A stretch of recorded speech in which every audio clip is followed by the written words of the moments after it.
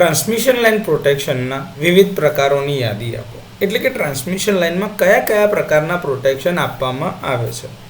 તો ટ્રાન્સમિશન લાઇનને પ્રોટેક્ટ કરવા માટે ઘણા બધા પ્રકારના પ્રોટેક્શન એમાં આપવામાં આવે છે. જેમાંના થોડાક અહીં આગળ વાત કરીએ તો છે ઓવર કરંટ પ્રોટેક્શન. સૌથી વધારે વપરાતું પ્રોટેક્શન છે જે ફેઝ ફોલ્ટ અને ગ્રાઉન્ડ ફોલ્ટ બંને માટે કામ કરી શકે છે. તો ઓવર કરંટ પ્રોટેક્શન આપવામાં આવે છે. અમુક પેરેલલ ફીડરના કેસમાં અથવા તો લાંબી લાઇનના કેસની અંદરમાં જ્યાં આગળ ડબલ સર્કિટ લાઇન છે ત્યાં આગળ પેરેલલ પ્રોટેક્શન માટે ડાયરેક્શનલ ઓવર કરંટ રિલેનો પણ ઉપયોગ કરવામાં આવે છે. ડિસ્ટન્સ પ્રોટેક્શનનો ઉપયોગ કરવામાં આવે છે ટ્રાન્સમિશન લાઇનના પ્રોટેક્શનના કેસમાં. જો શોર્ટ ટ્રાન્સમિશન લાઇન હોય તો આપણે રિએક્ટન્સ રિલે વાપરીએ છીએ.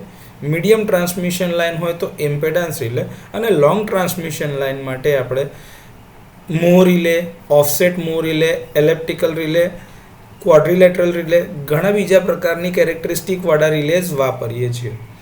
એનાથી ઉપર વાત કરીએ તો ડિફરન્શિયલ પ્રોટેક્શન આપણે આપીએ છીએ, સર્ક્યુલેટિંગ કરંટ પ્રોટેક્શન જેને કહીએ છીએ. વોલ્ટેજ બેલેન્સ પ્રકારના પ્રોટેક્શન આપવામાં આવે છે. ડાયરેક્શનલ પાવર રિલે અથવા તો રિવર્સ પાવર રિલે પણ મૂકવામાં આવે છે. પાયલોટ પ્રોટેક્શન જે કેરિયર કરંટ પ્રોટેક્શન છે. બ્રેકરનું ફેલિયર પ્રોટેક્શન એની અંદર ઉમેરવામાં આવે છે તો મૂકવામાં આવે છે.